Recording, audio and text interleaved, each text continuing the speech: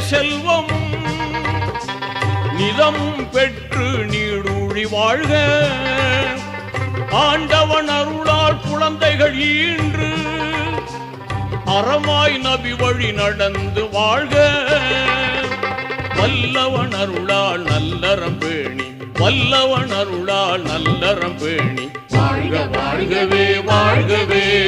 வளமாய் நலமாய் மணமக்கள் நூறாண்டு வாழ்க வாழ்கவே வாழ்கவே.